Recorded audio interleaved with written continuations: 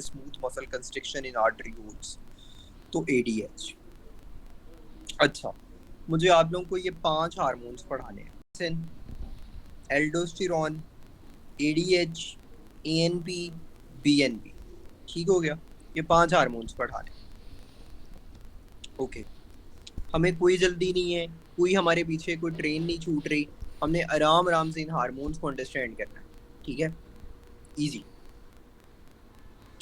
सबसे पहले हम करते हैं रेनिन एंजियोटेंसिन एल्डोस्टेरॉन सिस्टम। जब आप रेनिन एंजियोटेंसिन एल्डोस्टेरॉन सिस्टम करेंगे तो आप लोगों को एल्डोस्टेरॉन और एडीएच का थोड़ा बहुत जो है वो एंजियोटेंसिन का, सॉरी, एल्डोस्टेरॉन और एंजियोटेंसिन का थोड़ा बहुत कॉन्सेप्ट आ जाएगा। सही है। उसके बाद हम एल्डोस्टेरॉन को देख लेंगे, तरतीब से करते जाएंगे ना। फिर हम एडीएच को देख लेंगे और एंड पे एएनपी और बीएनपी को देख लेंगे। ठीक है, इस तरह ये टेबल जो है वो आसान हो जाएगा। डायरेक्टली इस टेबल को आप लोगों ने जंबल नहीं करना, जस्ट आप लोगों ने पहले मेरी बात सुननी है, उसके बाद हम टेबल को, लाइंस को रीड करेंगे तो वो इजी हो जाएंगे। Okay, first of all you just have to think what is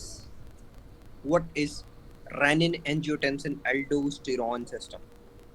ठीक है, what is renin angiotensin aldosterone system? रास क्या होता है?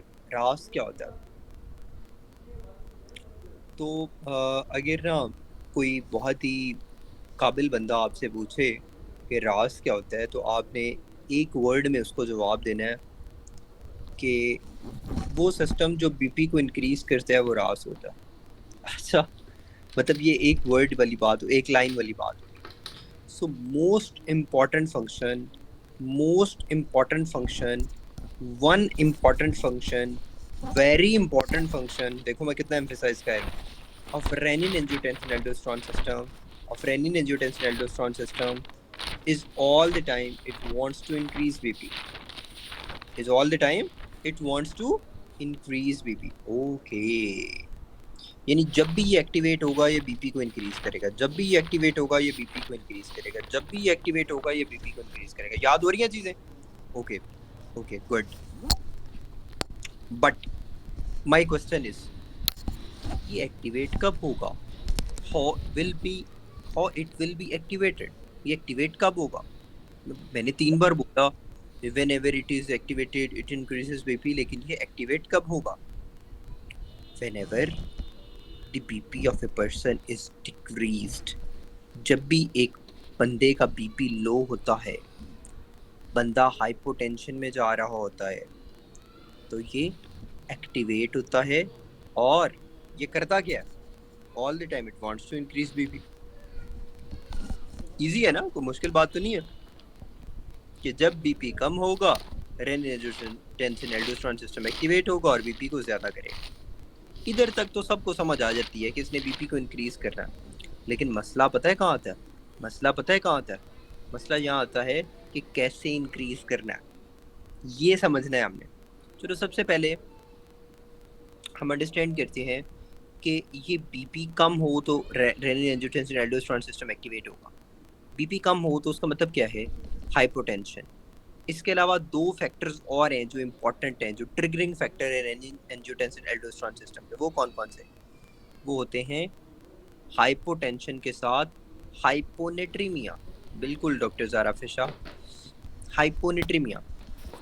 हाइपोटेंशन के साथ हाइपोनेट्रीमिया, हाइपोनेट्रीमिया के साथ होता है sympathetic system activation via beta 1।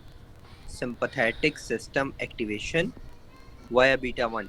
सो 3 ट्रिगरिंग फैक्टर्स हो गए: decrease BP, hypotension, decrease sodium, hyponatraemia, sympathetic activation beta 1।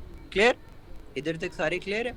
Okay, थोड़ा आप लोगों के नॉलेज को और इंक्रीज करूं, इधर थोड़ा आप लोगों को और चीज़ें सिखाऊं। अच्छा, जो किडनी होती है ना, किडनी, उसमें ग्लोमेरुलस होता है। ग्लोमेरुलस क्या होता है? ग्लोमेरुलस क्या होता है?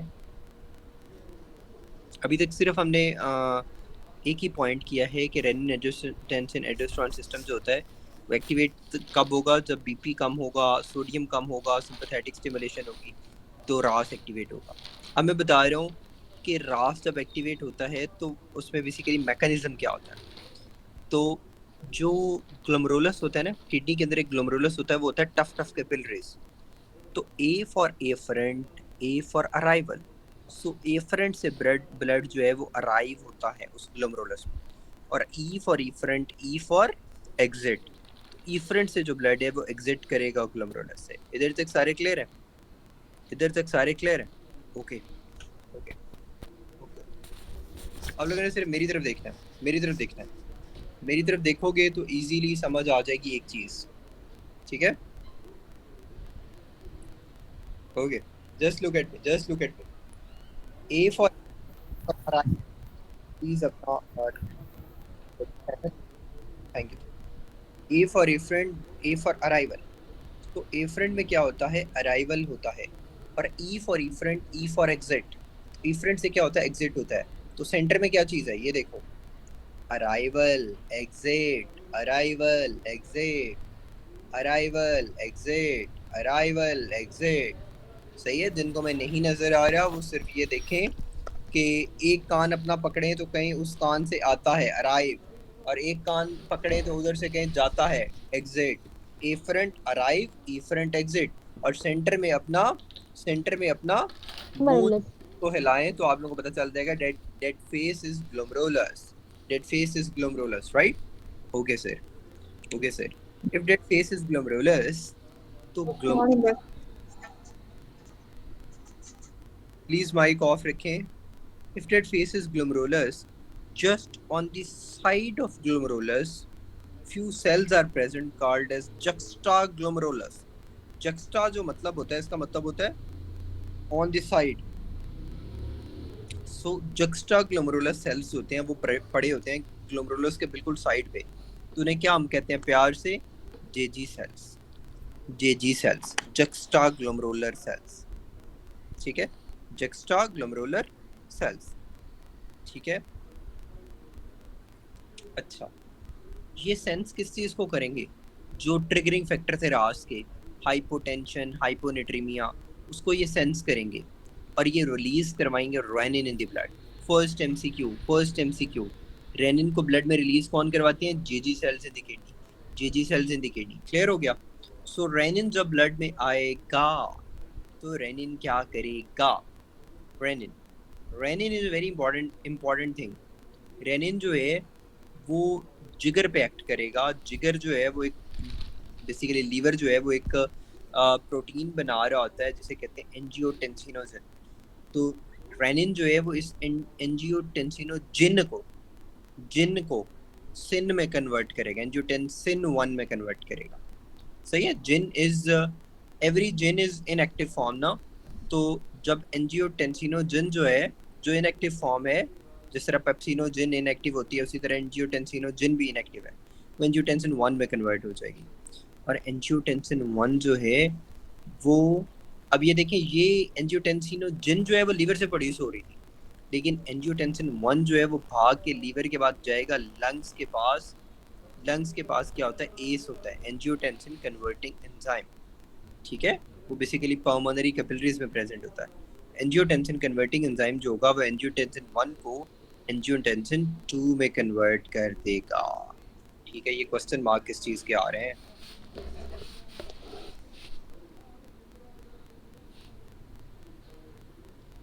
सिर्फ क्वेश्चन मार्क है, कोई चीज़ नहीं है। खुदारा, क्या हुआ है डॉक्टर साहिबा? आपको क्वेश्चन मार्क आ रहा है? खैर, अच्छा, एंजियोटेंसिन 2 में कन्वर्ट हो गया। अब एंजियोटेंसिन 2 जो होता है ना, इसके दो फंक्शंस होते हैं। एक उसका होता है डायरेक्ट फंक्शन और एक होता है इनडायरेक्ट फंक्शन। डायरेक्ट फंक्शन क्या होता है इसका? डायरेक्ट फंक्शन ये होता है कि ये पोटेंट वेजो कंस्ट्रिक्टर होता है। ये ब्लड वेसल्स पे एक्ट करता है और वेजो कंस्ट्रिक्शन करवा देता है। सो एंजियोटेंसिन 1 क्या है? पोटेंट वेजो कंस्ट्रिक्टर है, ये इसका डायरेक्ट एक्शन है। तो ये ब्लड वेसल्स को एक्ट करते हैं और वेजो कंस्ट्रिक्शन करवा देता है, और जब वेसल्स की कंस्ट्रिक्शन होती है तो वहाँ पे बीपी क्या होगा, इंक्रीज होगा, वहाँ पे बीपी क्या होगा, इंक्रीज होगा। ठीक है।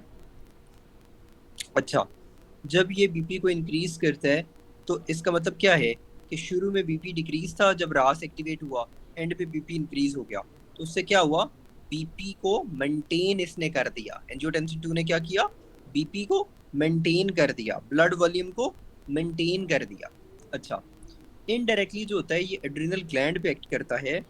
ठीक है, इनडायरेक्टली जो होता है ये एड्रिनल ग्लैंड पे एक्ट करता है, जोना ग्लोमेरुलोसा पे, और ये प्रोड्यूस करता है एल्डोस्टेरॉन विच इज मिनरेलोकॉर्टिकॉइड, और वो रीअब्सॉर्ब करता है सोडियम फ्रॉम द किडनीज, और इसकी वजह से भी बीपी इंक्रीज करता है। ठीक है।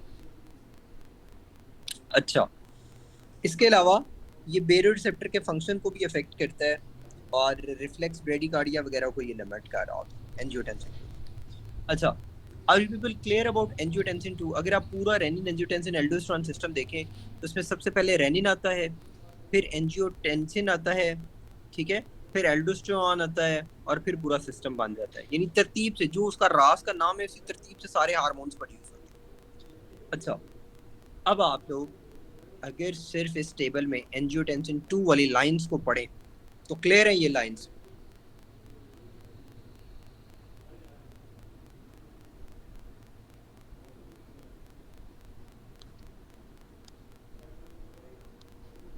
डॉक्टर मानूर फातिमा, आपने सिर्फ सर लिख के आगे क्वेश्चन मार्क लिख दिया, प्लीज। हाँ जी, प्लीज अपना क्वेश्चन आप लोग बता दिया करें, मैं देख रहा होता हूँ। जब आप लोग सिर्फ क्वेश्चन मार्क कर देते हैं तो फिर मुझे समझ नहीं आती कि आप लोगों ने पूछा क्या।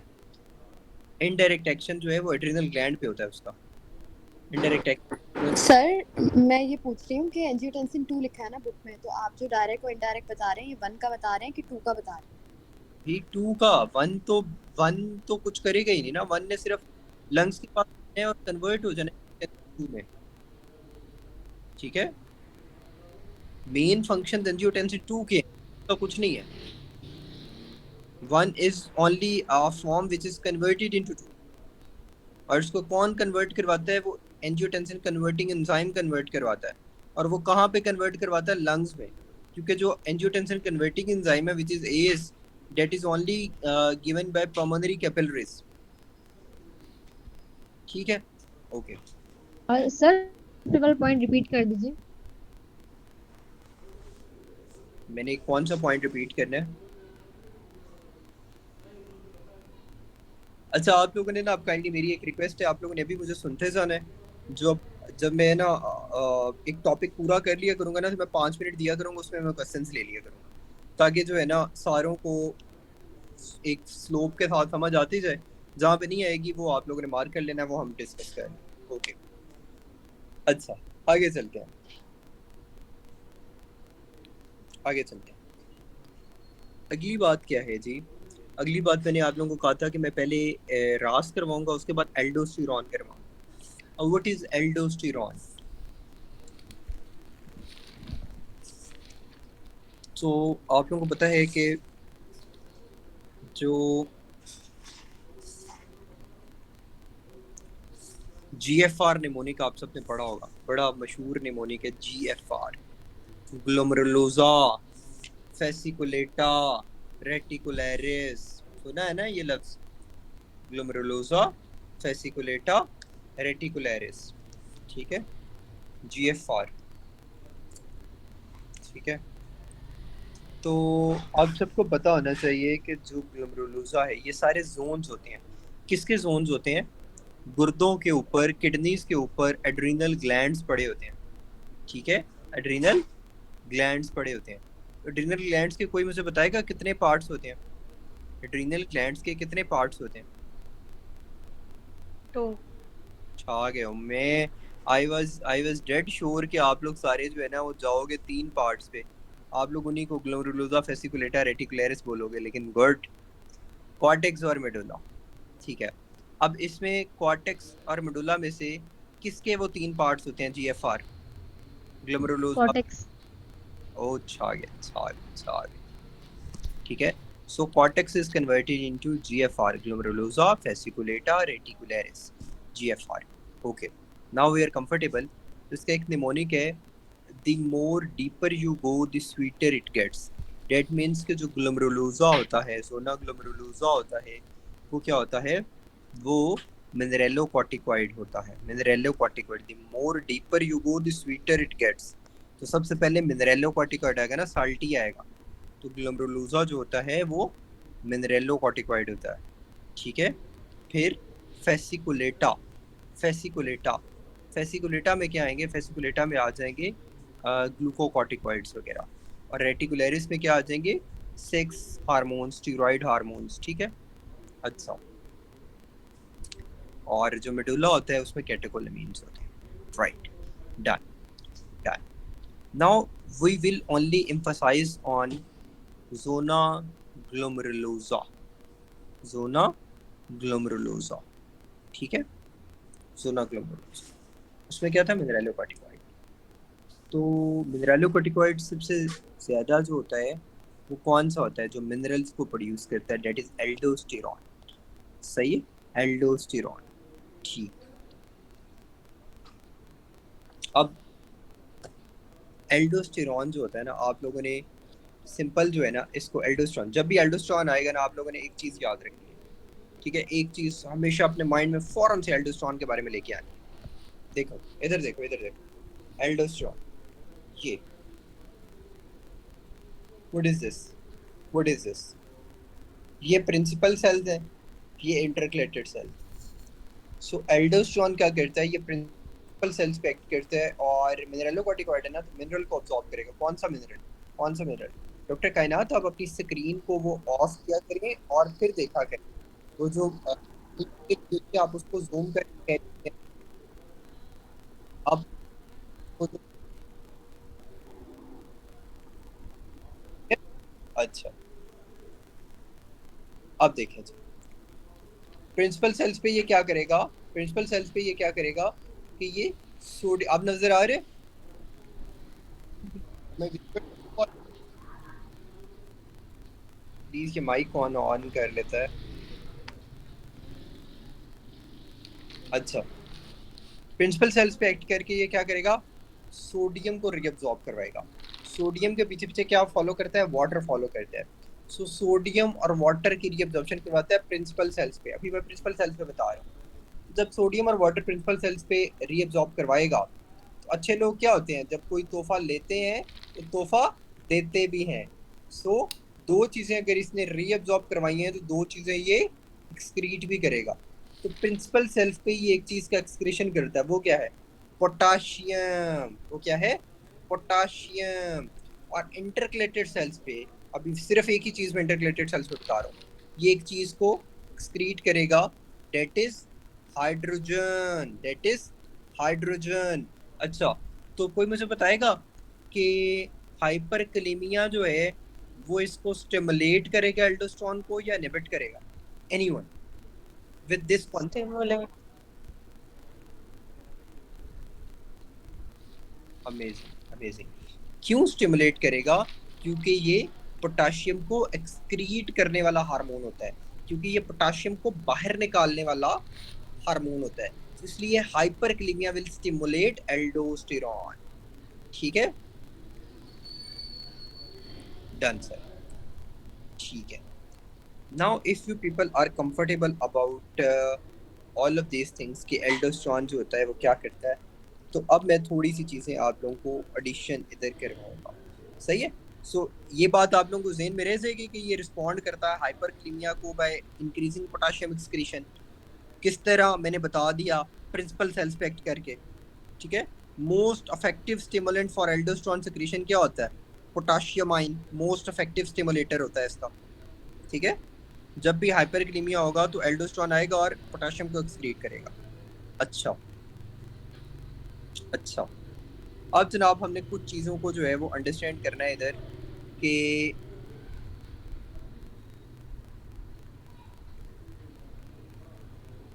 ब्लड वॉल्यूम और ब्लड प्रेशर को कौन मेंटेन कर रहा था,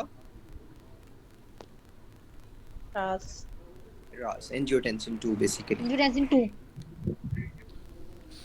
अच्छा, अब हम देख लेते हैं ECF volume. ECF volume. Do you people know about what is ECF, what is ICF, what is total body volume? याद है?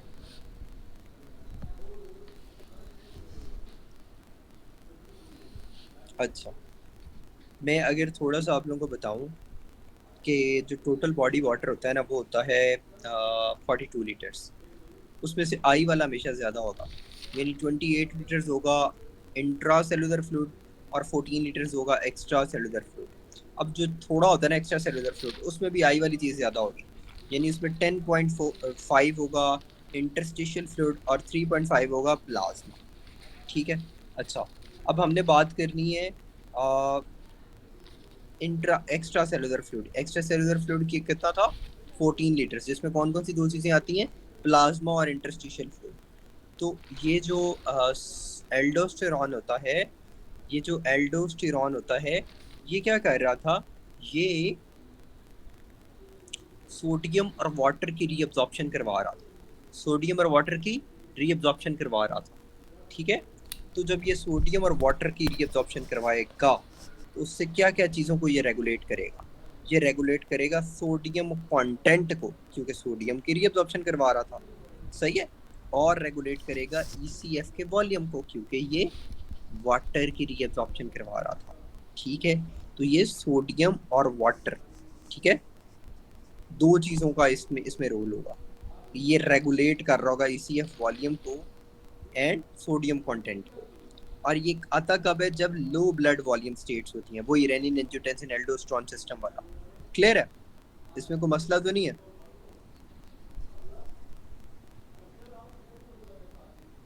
Easy. So who will regulate ECF volume? ECF volume को रेगुलेट कौन करेगा? Aldosterone. I am just saying extra cellular fluid. ठीक है। और volume की बात हो रही है, I am not talking about osmolarity की नहीं बात हो रही, ऑस्मोलैरिटी जो है उसकी बात नहीं हो रही, वॉल्यूम की बात हो रही है। अब अक्सर लोग कंफ्यूज हो जाते हैं, वो सोचते हैं कि यार ADH वाटर से रिलेटेड है तो वो वॉल्यूम के लिए होगा, और जो है एल्डोस्टेरोन जो होता है वो आयन से रिलेटेड है तो वो ऑस्मोलैरिटी के लिए होगा। No, never ever think about this. जो ECF वॉल्यूम होता है उसको रेगुलेट करने वाली चीज़ एल्डोस्टेरोन होती है, क्योंकि सोडियम के पीछे पीछे वाटर की रीअब्जॉर्प्शन होती है। ठीक है।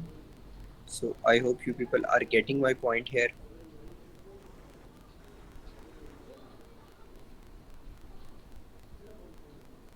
अच्छा, what next sir? अब हमारे कौन से रह गए, EDS रह गया। अच्छा, क्या ऐसे हो सकता है कि मैं इसी के साथ एल्डोस्टेरोन के साथ इसकी पैथोलॉजी भी करवा दूँ, ताकि आप लोगों को इजी हो जाए अंडरस्टैंड करना? Is this possible? ज़्यादा हेक्टिक तो नहीं लग जाएगा कि पता नहीं सर ये क्या कर रहे हैं? अच्छा चलो गुड, क्योंकि अभी आप लोगों को मैं करवा दूंगा ना, तो फिर आप लोगों को आगे ये चीज़ कंफ्यूज नहीं करेगी, क्योंकि अभी ताज़ी फिजियोलॉजी की है। ठीक है। तो इसके साथ ही इसकी पैथोलॉजी भी कर लेते हैं, इसके साथ ही एक छोटा सा कॉन्सेप्ट है एल्डोस्टेरोन एस्केप मैकेनिज्म, वो भी कर लेते हैं। ठीक है। एल्डोस्टेरोन एस्केप मैकेनिज्म भी कर लेते हैं। अच्छा चलो,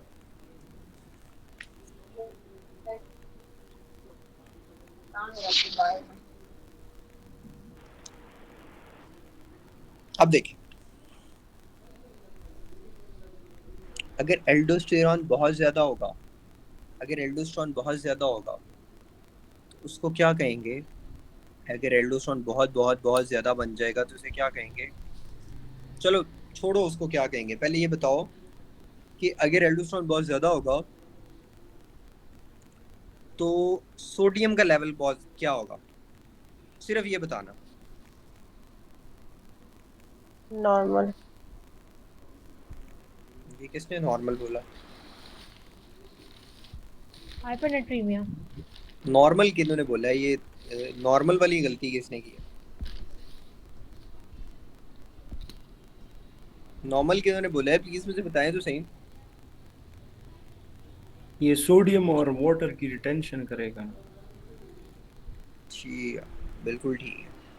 अच्छा, जिन्होंने नॉर्मल बोला है ना, उन्होंने सिर्फ सही बताया है, बाकी जो है किसी ने सही नहीं बताया। ठीक है।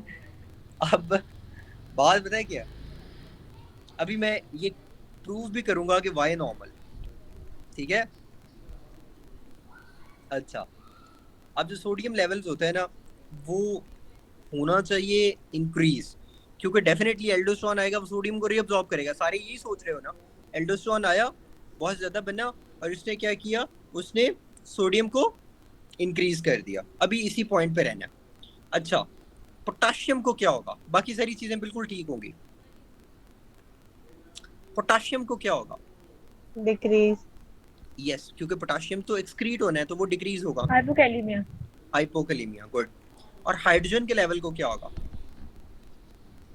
वो भी डिक्रीज, वो भी डिक्रीज, क्योंकि प्रिंसिपल इंटरकलेटेड सेल्स पे हाइड्रोजन की एक्सक्रीशन होनी थी। तो इसकी वजह से क्या होगा, अगर हाइड्रोजन कम हुआ तो एसिडोसिस होगा या अल्कलोसिस? सारे एसिडोसिस कह रहे हैं। वो भाई हाइड्रोजन एसिडिक होता है तो अल्कलोसिस होगा। अल्कलोसिस। Metabolic alkalosis. ठीक है? तो इसको मेटाबॉलिक अल्कलोसिस। क्या कहूंगा? Hypokalemic alkalosis. हाइपोकैलेमिया और उसके साथ अल्कलोसिस। क्लियर होगी ये बात? Hypokalemic alkalosis. ठीक है, ठीक है। अच्छा, अभी ये सारी आपकी फिजियोलॉजी चल रही है और उस पर हम पैथोलॉजी अप्लाई कर रहे हैं। अच्छा, अब सिर्फ एक पॉइंट आप लोगों को मैंने एक्सप्लेन करना है कि सोडियम का लेवल जो है वो नॉर्मल या स्लाइटली एलिवेटेड होता है। वाई? ज़्यादा इंक्रीज क्यों नहीं होता? Due to aldosterone escape mechanism. Due to aldosterone escape mechanism. ठीक है, एस्केप मैकेनिज्म की वजह से।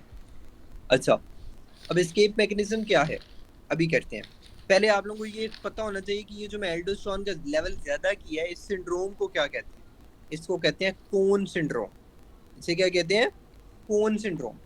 ठीक है, कोन सिंड्रोम।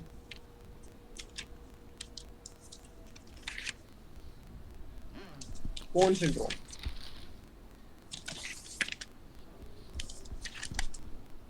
ये ना रफ़ी में एक जगह पे ये सारे सिंड्रोम्स दिए हुए हैं, उधर मुझे आपने दोबारा नहीं कहना कि दोबारा पढ़ाएं। ठीक है, क्योंकि तब तक आप लोगों ने ये कर लिए होंगे। वो मेरे ख्याल से उसमें दिए हुए हैं एंडोक्राइनोलॉजी में। ठीक है, एंडो में। तो बहरहाल ये होगा कोन सिंड्रोम। अच्छा, what is aldosterone escape mechanism? So we can easily understand escape mechanism by simply doing that कि जो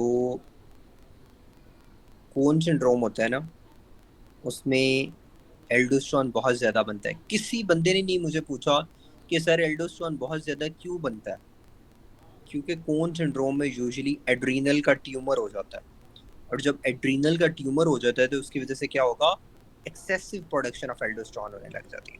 ठीक है, और ये जो एल्डोस्टेरोन होता है ये प्रिंसिपल सेल्स पे एक्ट करता है और सोडियम को रीअब्सॉर्ब करवाता है। यही पढ़ा है ना आप लोगों ने? सोडियम जब इंक्रीज होगा तो उसकी वजह से क्या होगा, इंक्रीज होगा बीपी। अच्छा, अब यहाँ पे आएगा स्टोरी में ट्विस्ट। यहाँ पे क्या आएगा, स्टोरी में ट्विस्ट। मैंने आप लोगों को अभी एक बात पढ़ाई थी कि primary regulation of ECF volume कौन करवाता है? Primary regulation of ECF volume कौन करवाता है? Regulation session 2। एल्डोस्टेरोन। ठीक है, तो अब गौर से उसी कॉन्सेप्ट को अप्लाई करना है। जब सोडियम बहुत ज़्यादा होता है तो इंक्रीज हो जाता है बीपी। जब इंक्रीज बीपी हो जाता है तो वाटर जो होता है वो टिश्यू से बाहर आना शुरू हो जाता है इनटू द ब्लड और ईसीएफ, जिसकी वजह से ईसीएफ का वॉल्यूम ज़्यादा हो जाता है। ईसीएफ का वॉल्यूम ज़्यादा हो जाता है। अब मैं वही पॉइंट एक्सप्लेन कर रहा हूँ कि why primary regulator of ECF volume. सही है, क्योंकि एल्डोस्टेरोन की वजह से सोडियम ज़्यादा होता है, बीपी ज़्यादा होता है। जब ब्लड प्रेशर बहुत ज़्यादा होगा तो वाटर जो है वो टिश्यू से निकल के ब्लड में और ईसीएफ में आ रहा होगा। ये बेसिकली फिजियोलॉजी चल रही होती है कि ब्लड जो है वो बाहर जो है वो उसमें वाटर जो है वो टिश्यूज़ में आ रहा होगा, टिश्यू से निकल के सॉरी ब्लड में आ रहा होगा। ठीक है, तो जब ब्लड के अंदर बहुत ज़्यादा वाटर आ जाता है तो ultimately it will go to ECF। So extra cellular fluid में पानी बहुत ज़्यादा है। अगर इधर तक किसी को नहीं समझ आई तो मैं दोबारा रिपीट कर सकता हूँ, क्योंकि आगे फिर ही समझ आएगी जब यहाँ तक समझ आई है। सिंपल, पानी जो है वो खींच खींच के टिश्यू से ECF में आ रहा होगा, ब्लड में आ रहा होगा। अच्छा, ये जो एक्स्ट्रा वाटर है इसकी रेगुलेशन कैसे होगी? इसकी रेगुलेशन कैसे होगी? जो एक्स्ट्रा वाटर है ये हार्ट में जाएगा और हार्ट का वीनस रिटर्न क्या होगा? ज़्यादा हो जाएगा। और जब हार्ट का वीनस रिटर्न ज़्यादा हो जाता है तो venous return basically venous blood जो है वो कहाँ आ रहा होता है? एट्रिया में, ठीक है, एट्रिया में। तो एट्रिया जो होता है वो क्या करेगा? वो करवाएगा formation of या production of a hormone called as atrial natriuretic peptide, ANP, ANP, ठीक है, atrial natriuretic peptide। अब जब ANP रिलीज होता है तो ANP will do what? अब देखो मैंने बोला natriuretic peptide, यानी ये प्रोटीन है, एंजाइम प्रोटीन ही होते हैं ना, हार्मोन्स प्रोटीन ही होते हैं। तो ये प्रोटीन है जो नेट यूरेसिस करवाता है। तो नेट यूरेसिस का मतलब क्या है? यूरेसिस का मतलब है यूरन और नेट का मतलब है सोडियम, यानी ये सोडियम की एक्सक्रीशन करवाएगा। जितना भी एक्स्ट्रा सोडियम है वो एक्सक्रीट होना शुरू हो जाएगा यूरन में, ठीक है। तो मुझे अब आप लोग स्टोरी का स्टार्ट बताओ कि एल्डोस्टेरोन ने क्या किया था? एल्डोस्टेरोन ने क्या किया था? प्रिंसिपल सेल्स पे एक्ट पाई थी ना। प्लीज़ अपना माइक ऑफ रखें, सारों ने चैट बॉक्स में जवाब देना है। और सोडियम को ज़्यादा किया था, तो जितना उसने सोडियम को ज़्यादा किया था due to this escape mechanism, उतना सोडियम जो है वो यूरिन में एक्सक्रीट हो जाएगा और इसको कहते हैं एल्डोस्टेरोन एस्केप मैकेनिज्म। और यही कॉन्सेप्ट है primary regulation of ECF volume. Primary regulation of ECF volume, बहुत सारे स्टूडेंट्स इसी कॉन्सेप्ट में कंफ्यूज हो रहे होते हैं कि primary regulation of ECF volume जो है वो एल्डोस्टेरोन करता है, तो एल्डोस्टेरोन करता है। Primary regulation of ECF volume कौन करता है? एल्डोस्टेरोन करता है। समझ आ गई है? याद रह जाएगा? Thank you, thank you, thank you, thank you, thank you. मैं दोबारा बता देता हूँ, अब गौर से सुनना, दोबारा बता रहा हूँ। कून सिंड्रोम के अंदर क्या होता है? Due to adrenal tumour aldosterone बहुत ज़्यादा बनता है। एल्डोस्टेरोन का नॉर्मल फंक्शन ज़हन में लाओ। एल्डोस्टेरोन ने क्या करना है? एल्डोस्टेरोन ने प्रिंसिपल सेल्स पे एक्ट करके सोडियम की रीअब्जॉर्प्शन करवानी है। और जब ये सोडियम की रीअब्जॉर्प्शन करवाता है तो उसकी वजह से क्या होगा? इंक्रीज सोडियम और इंक्रीज BP होगा। जब इंक्रीज सोडियम और इंक्रीज BP होगा तो उसका मतलब क्या है? यहाँ पे ट्विस्ट आएगा। जब इंक्रीज सोडियम और इंक्रीज BP होगा तो उसकी वजह से क्या होगा? वाटर जो है वो टिश्यू से ब्लड में आएगा, ब्लड से ECF में, ठीक है, डेफिनेटली। और ECF का वॉल्यूम इंक्रीज हो जाएगा, ठीक है, ECF का वॉल्यूम इंक्रीज हो जाएगा। और जब ECF का वॉल्यूम यानी एक्स्ट्रा सेलुलर फ्लूइड का वॉल्यूम इंक्रीज होता है तो ये जो एक्स्ट्रा अमाउंट ऑफ वाटर है ये हार्ट में जाता है और उधर वीनस रिटर्न को ज़्यादा कर देता है। जब वीनस रिटर्न ज़्यादा होता है तो वहाँ पे एट्रिया पे स्ट्रेच पड़ता है और एट्रियल नाट्रियूरेटिक पेप्टाइड जो है वो प्रोड्यूस होता है, ANP जो होता है वो नेट यूरेसिस करवाता है, यानी एक्सेसिव सोडियम को यूरिन में एक्सक्रीट करवाता है। सो जितना सोडियम रीअब्जॉर्ब हुआ था ड्यू टू एल्डोस्टेरोन उतना सोडियम एक्सक्रीट हो जाएगा ड्यू टू ANP। तो इन शॉर्ट, ये nutshell, ANP is antagonist to aldosterone. समझ आ गई? In this way sodium level is maintained. Done. So जब भी कोई पूछे what is aldosterone escape mechanism तो आप लोगों ने याद रखना है कि ANP is antagonist to aldosterone, ठीक है। This antagonism should be in your mind. Okay sir.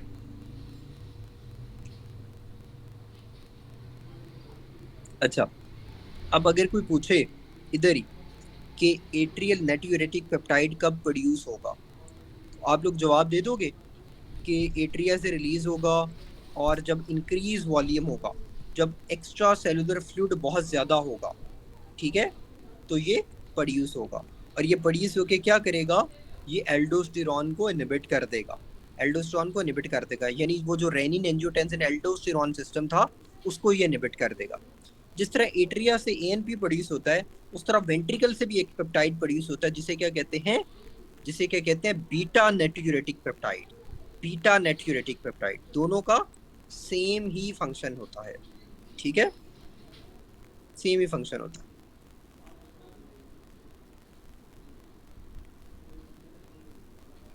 ठीक है,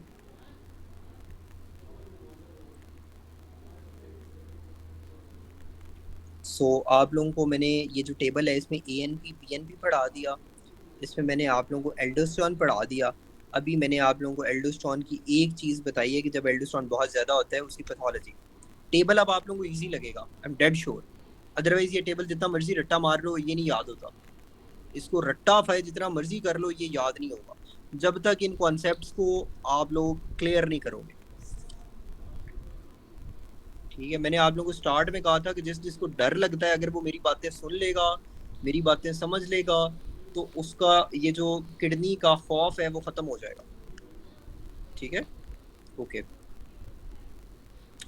अच्छा, फिर एक चीज़ होती है कि एल्डोस्टेरॉन जब कम हो, जब एल्डोस्टेरॉन कम हो तो उसको क्या कहेंगे। ये तो था ना एल्डोस्टेरॉन ज़्यादा है, जब एल्डोस्टेरॉन कम हो तो बल्कि उस वक्त होगा क्या, पहले बस इतना बता दो उस वक्त होगा क्या। नॉर्मल एल्डोस्टेरॉन का फंक्शन माइंड में लाओ और फिर मुझे बताओ कि उस वक्त सोडियम को क्या होगा, पोटाशियम को क्या होगा, और वाटर को क्या होगा, और हाइड्रोजन को क्या होगा।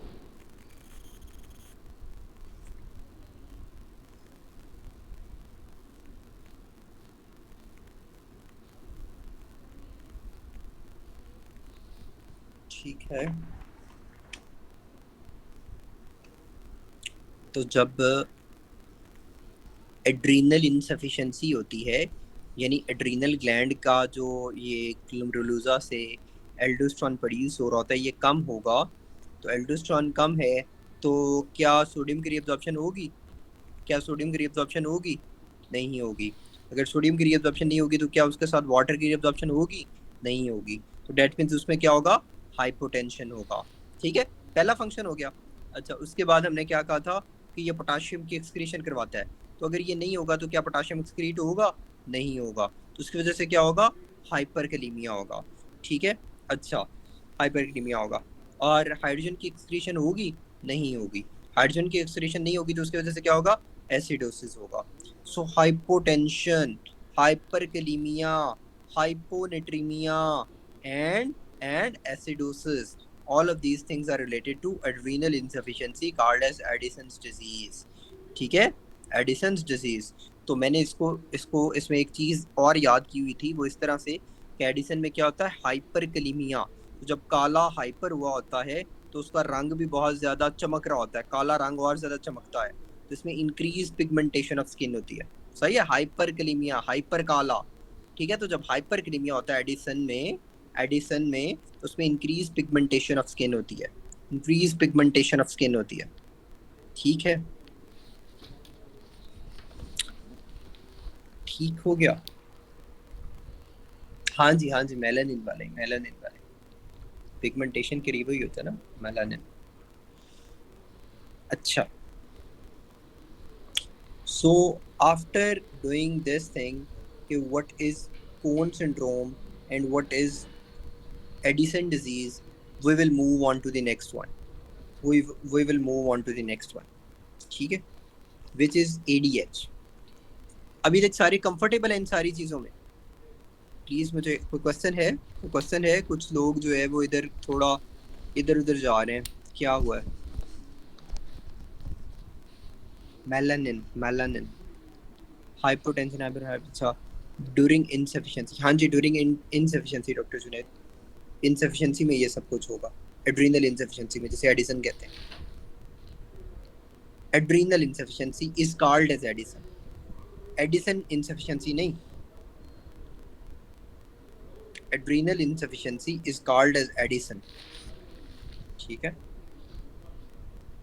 इधर एएनपी का कोई रोल नहीं है, एएनपी सिर्फ उस वक्त एक्टिवेट होता है जब ईसीएफ का वॉल्यूम बहुत ज़्यादा होता है। ठीक है, इधर उसका क्या काम होगा, ठीक है।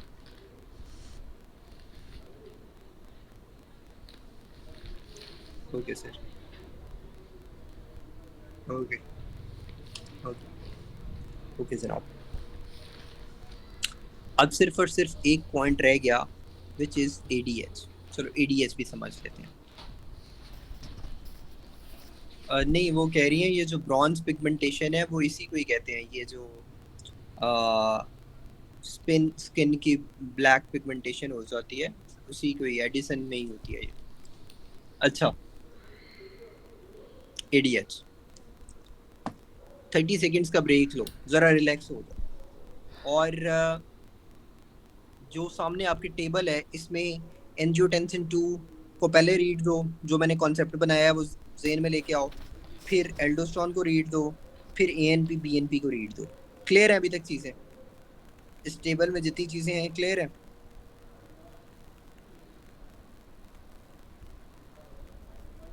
Okay okay sir, thank you thank you thank you. I know आप लोगों का टाइम बहुत ज़्यादा कीमती है और इस टेबल पे टाइम लग भी रहा है, लेकिन समझ लो कि ये किडनी की एसेंस है। अगर ये समझ आ गई है ना, ये समझ आ गई है ना, तो समझ लो आप लोगों को सारा कुछ समझ आ गया, क्योंकि यही तो मेन पंगा है, किडनी में यही चीज़ें तंग कर रही है। That is why I am spending time on this. ADH। अच्छा,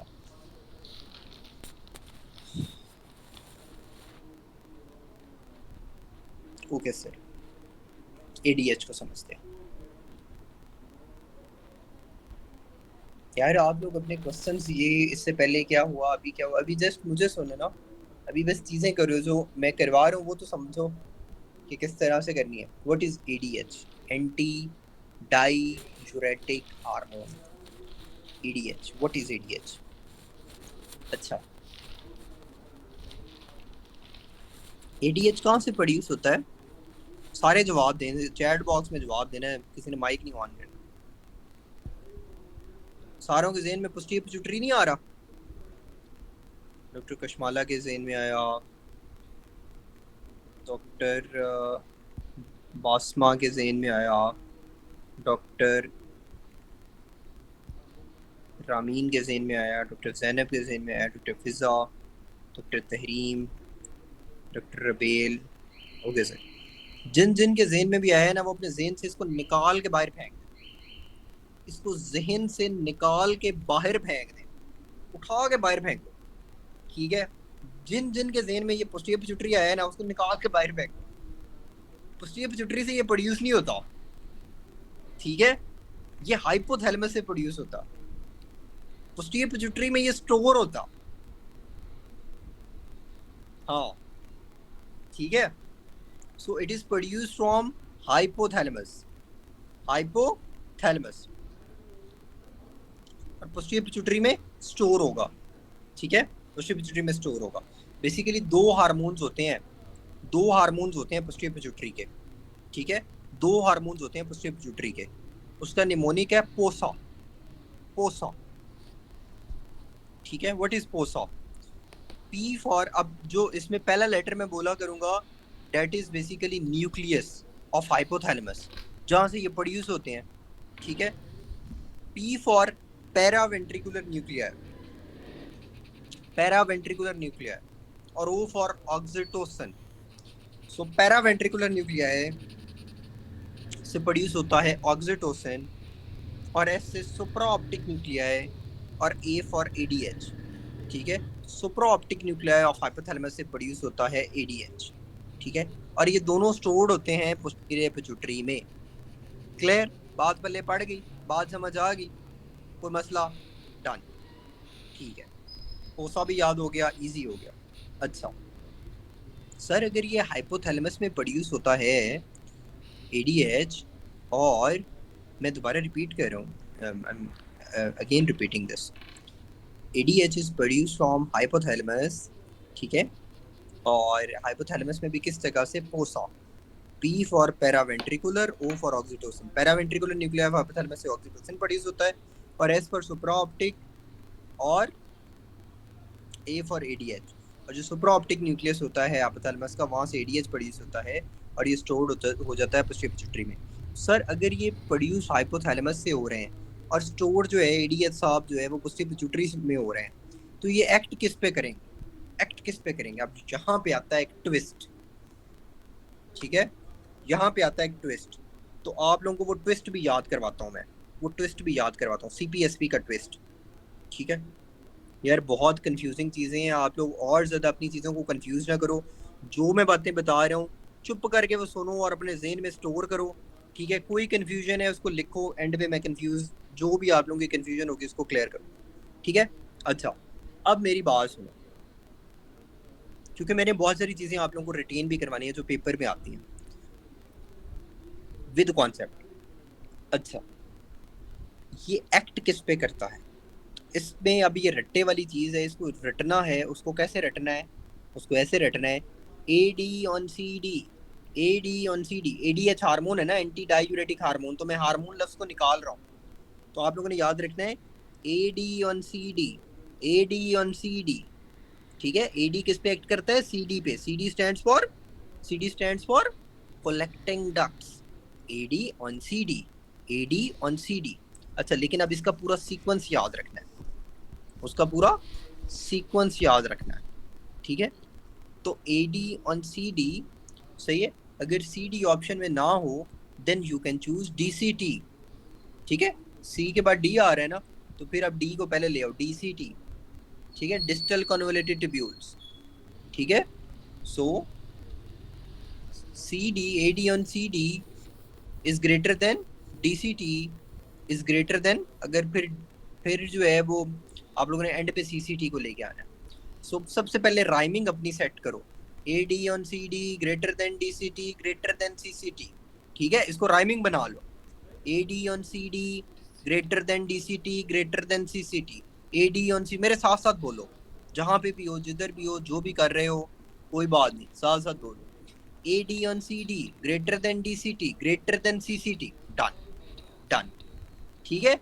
ये अगर आप लोगों ने याद कर लिया है तो अब आप लोगों को ये कंफ्यूजन नहीं होगी कि एडीएच और एल्डोस्टेरोन कहाँ पे एक्ट करते हैं। ओह वेट अ मिनट, आप लोगों के माइंड में आना चाहिए सर आपने तो हमें सिर्फ एडीएच बताया है, तो आप फिर साथ कह रहे हैं कि आप लोगों को अब कंफ्यूज नहीं करेंगे एडीएच और एल्डोस्टेरोन कहाँ पे एक्ट करते हैं। तो देखो भाई, ये जो आप लोगों ने सीक्वेंस किया है ना, इसको एग्जैक्ट उल्टा कर दो तो वो बन जाएगा एल्डोस्टेरोन। एडीएच का एग्जैक्ट उल्टा कर दो तो वो बन जाएगा एल्डोस्टेरोन। क्लियर हो गया? Okay sir, thank you. तो याद सिर्फ एक चीज रखनी है, दोनों नहीं याद करने बैठ जाना। A D on C D greater than D C T greater than C C T, सिर्फ एक याद रखना है और अच्छे से याद रखना है। दूसरा खुद ही याद हो जाएगा, उसको पढ़ना भी नहीं है, वो आप लोगों को खुद ही ज़हन में आ जाएगा कि वो उल्टा था, ठीक है। Okay sir, thank you. अच्छा सो अभी तक हमने ये बातें की हैं सिर्फ कि ये प्रोड्यूस कहाँ पे होता है, स्टोर कहाँ पे होता है और एक्ट किस पे करता है। तो कोई मुझे बताएगा कि एंटी डायूरेटिक हार्मोन जो है वो कलेक्टिंग डक्ट्स के मेनली किन सेल्स पे एक्ट करता है? कलेक्टिंग डक्ट्स पे मेनली किन सेल्स पे एक्ट करता है? प्रिंसिपल सेल्स, इधर भी प्रिंसिपल सेल्स है, ठीक है। अच्छा एक और बात मैं आप लोगों को बताता हूँ कि ये कॉमनली किस जगह पे एक्ट कर रहा था? कलेक्टिंग डक्ट्स पे ना। तो जो कलेक्टिंग डक्ट्स होती हैं वो वाटर को रीअब्सॉर्ब नॉर्मली नहीं कर रही होती,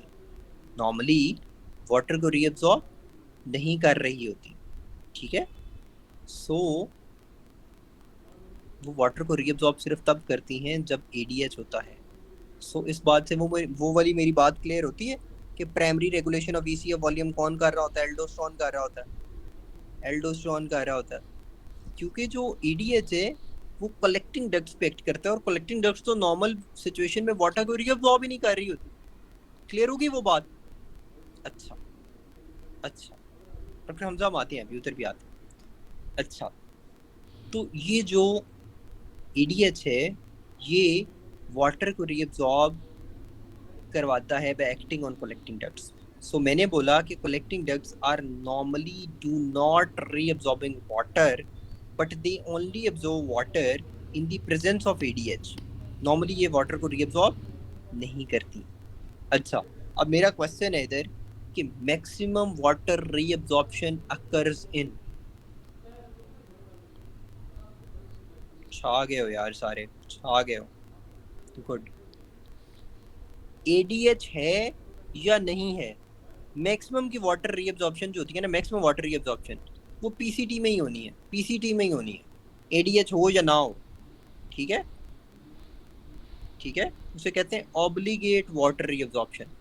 और जो कलेक्टिंग डक्ट्स पे होती है, जो इन द प्रेजेंस ऑफ एडीएच होती है, उसे कहते हैं फैकल्टेटिव वाटर रीअब्सॉर्प्शन, क्योंकि वो फैसिलिटेट होती है by hormone which is ADH. ठीक है, ओके सर। अगर ये बातें याद हो गई आप लोगों को, ये बातें, हाँ, खानदान का होनहार लड़का एडीएच। अच्छा, एडीएच का एक दूसरा नाम भी होता है, वो क्या होता है? वेजोप्रेसिन। ये वेसल्स को प्रेस करता है, कंस्ट्रिक्ट करता है ब्लड वेसल्स को। ये क्या करता है? कंस्ट्रिक्ट करता है ब्लड वेसल्स को। ठीक है, सो ये smooth muscles of blood vessels के अराउंड प्रेजेंट होता है, और स्टिमुलेट जब होता है तो ये वेजो कंस्ट्रिक्शन करवाता है। ठीक है, ठीक है।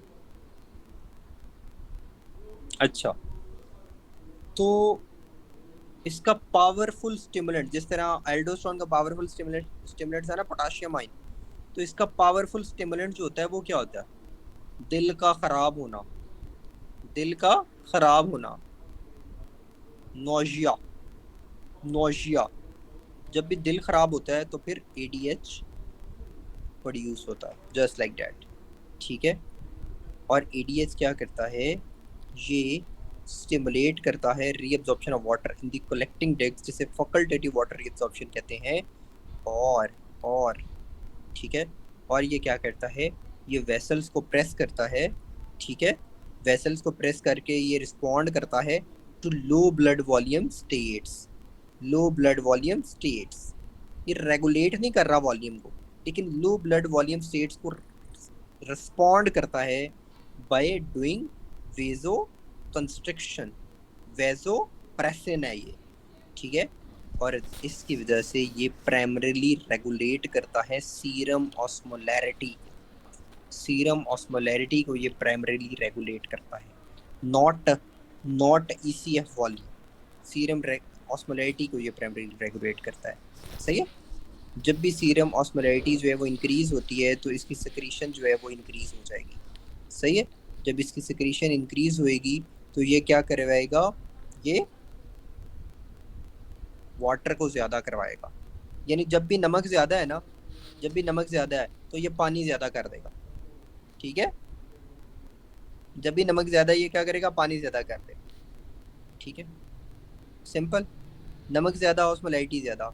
नमक ज़्यादा मतलब नंबर ऑफ सोल्यूट पार्टिकल ज़्यादा, नंबर ऑफ सोल्यूट पार्टिकल ज़्यादा मतलब ऑस्मोलैरिटी ज़्यादा।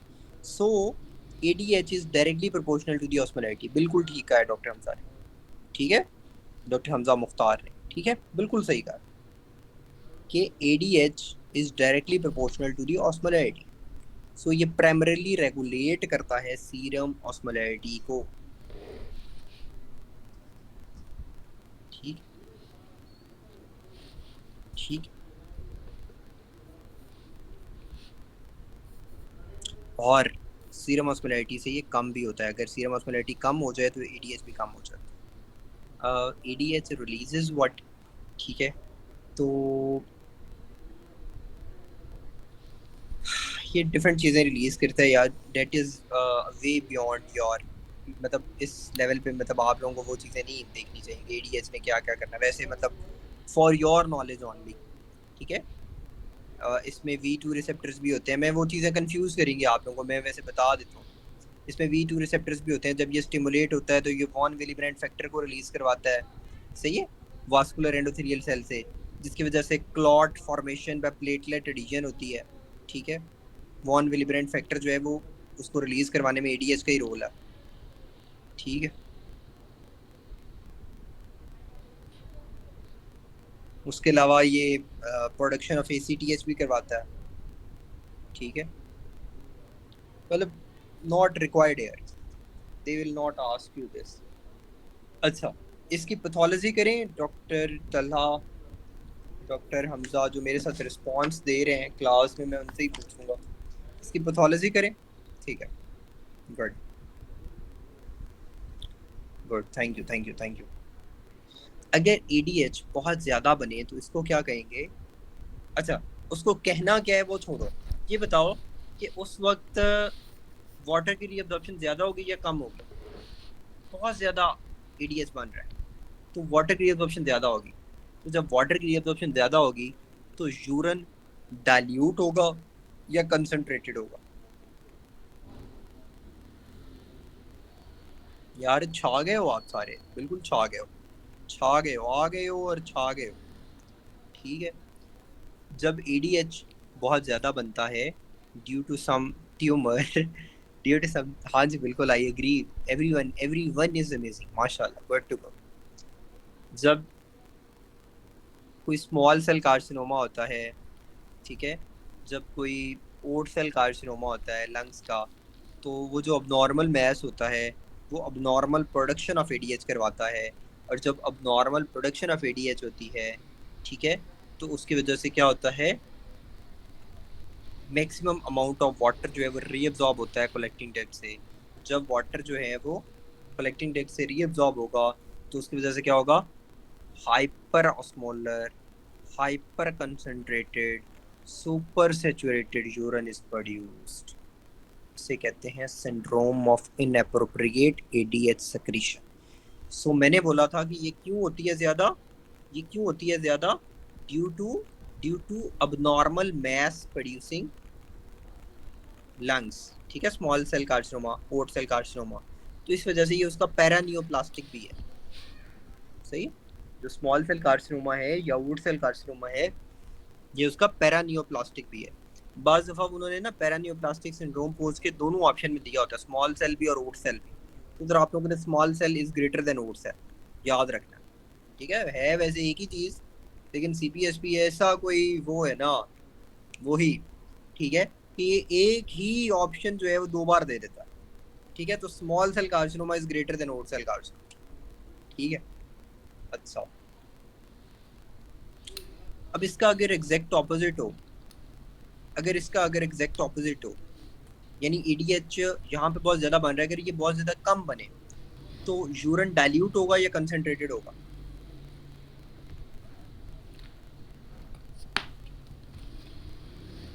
एडीएच नहीं है, वाटर की रिजॉर्प्शन नहीं होगी, वाटर की रिजॉर्प्शन नहीं होगी तो वाटर ज़्यादा से ज़्यादा यूरिन में जाएगा तो वो डाइल्यूट यूरिन होगा, सही है।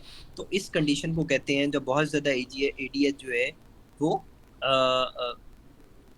नहीं होता, मतलब एडीएच की प्रोडक्शन नहीं हो रही होती, सही है, तो इसे कहते हैं डायबिटीज़ इंसिपिडस, डायबिटीज़ इंसिपिडस। इसका कोई सेंट्रल कॉज भी हो सकता है, सेंट्रल कॉज से मुराद को ब्रेन से रिलेटेड कोई चीज़ हो सकती है, क्योंकि ये सारे जो है ये एडीएच वगैरह ब्रेन से, हाइपोथैलेमस से रिलीज हो रहे थे ना, तो सेंट्रल कॉज भी हो सकता है, या फिर इसका नेफ्रोजेनिक कॉज भी हो सकता है, क्योंकि किडनी की बीमारी है जिसकी वजह से एडीएच प्रोड्यूस नहीं हो रहा, ठीक है। सो इसमें डायबिटीज़ इंसिपिडस होगी और डाइल्यूटेड यूरिन होगा, और ये सेंट्रल भी हो सकता है डायबिटीज़ इंसिपिडस, और नेफ्रोजेनिक भी हो सकता है। Clear, everyone clear? हाँ जी, इसको ऐसे एग्जैक्टली ऐसे ही याद रखना है कि डायबिटीज़ में यूरिन जो है वो ज़्यादा आएगा, polyuria, dilute urine. Sir dehydration की कंडीशन में फिर कौन सा होगा? कौन सी कंडीशन में? डिहाइड्रेशन अगर हो जाए तो मतलब उसमें कौन सा हार्मोन रिलीज होगा? जी, और मतलब फिर यूरिन में हमें क्या मिलेगा? कंसंट्रेटेड यूरिन मिलेगा ना उसमें हमें? जब डिहाइड्रेशन होगी तो डिहाइड्रेशन का मतलब क्या है कि बॉडी को आप रीअब्जॉर्ब करना है पानी, और जब बॉडी को रीअब्जॉर्ब करना है वाटर को तो उस वक्त कंसंट्रेटेड यूरिन ही आएगा।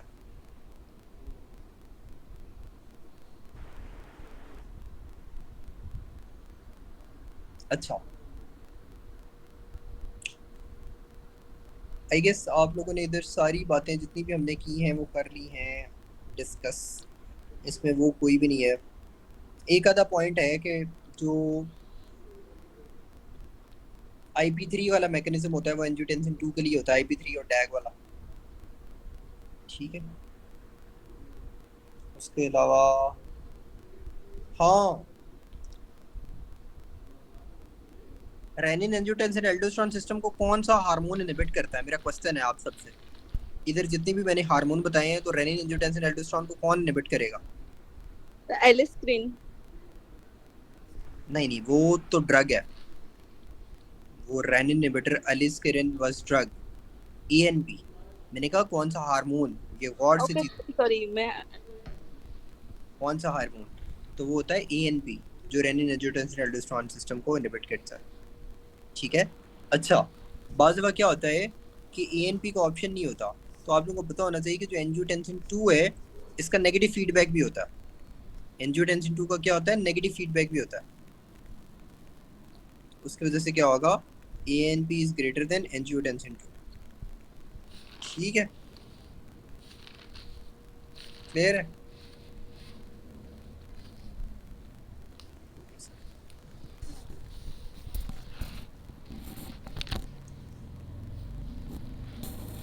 अच्छा जी, अगला पॉइंट आ जाए। ये सारे पॉइंट्स हमने कवर कर लिए, टेबल हो गया, thank God, that was a milestone.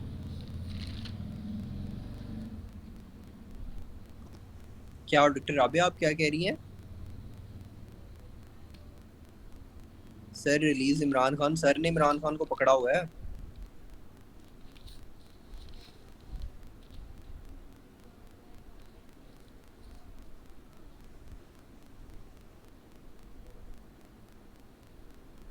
अच्छा जी सर, अल्फा इंटरकलेटेड वाला, अल्फा इंटरकलेटेड वाला। अच्छा, अल्फा इंटरकलेटेड सेल्स जो होते हैं ना, बहुत सारे क्वेश्चन है।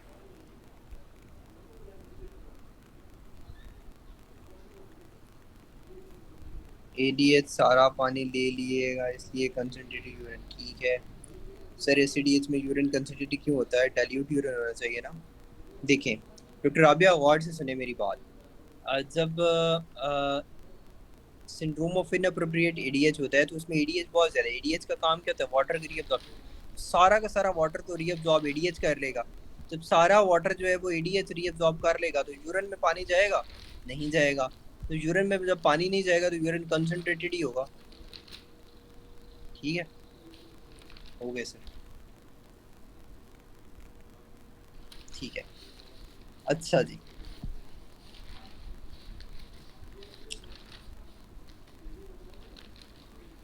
अगला पॉइंट है जी, next point is mole from mole sodium reabsorption greatest by which of the following. ठीक है, तो सोडियम रीअब्जॉर्प्शन जो होती है उसको मैक्सिमम कौन करवाता है? तो उसको एल्डोस्टेरोन करवाता है। अब इसमें जो है उसने कुछ एक्शंस दे दिए हैं किडनी पे, कुछ हार्मोन्स के, जिसमें पैराथायराइड हार्मोन है, एडीएच है, एल्डोस्टेरोन है, एएनपी है, एंजियोटेंसिन 2 है। ठीक है, very easy, very easy, very easy to understand, very easy to understand.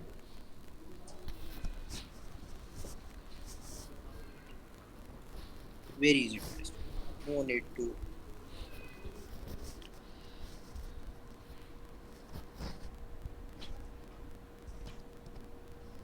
Parathyroid hormone को कहते हैं फॉस्फेट्रेशिंग हार्मोन। पैराथायराइड हार्मोन को क्या कहते हैं? फॉस्फेट्रेशिंग हार्मोन। फॉस्फेट्रेशिंग हार्मोन क्या करेगा? फॉस्फेट को एक्सक्रीट करेगा। जब फॉस्फेट एक्सक्रीट होगी तो उसमें क्या होगा? फॉस्फेट का लेवल ये कम करेगा और कैल्शियम को ये रीअब्सॉर्ब करवाता है। कैल्शियम को ये क्या करवाएगा? रीअब्सॉर्ब करवाएगा। ठीक है। अच्छा, अब ना दो चीज़ें आप लोगों ने याद रखनी है और उनको बहुत ज़्यादा अपने माइंड में क्लियर रखना। दो चीज़ें कौन सी? ठीक है, ये जो पैराथायराइड हार्मोन होता है ये फॉस्फेट्रेशिंग हार्मोन होता है। ये तो आप लोगों को कभी भी बात नहीं भूलनी चाहिए कि parathyroid hormone is what? Phosphate trashing hormone, phosphate trashing hormone. अच्छा, अब ये जो पैराथायराइड हार्मोन होता है ये क्या करेगा कि ये हड्डियां नहीं होती, बोन्स, बोन्स जो होती हैं, बोन से कैल्शियम की भी रीअब्जॉर्प्शन करवाता है और फॉस्फेट की भी रीअब्जॉर्प्शन करवाता है। यानी हड्डियों से दोनों निकल रहे हैं, फॉस्फेट भी और कैल्शियम। अब जो फॉस्फेट होता है ना, बड़ी मजेदार बात है, और जो कैल्शियम है, दोनों बोन से रीअब्जॉर्ब हो रहे हैं, तो फिर फॉस्फेट का लेवल कम क्यों होता है? सवाल है कि फॉस्फेट का लेवल कम क्यों होता है।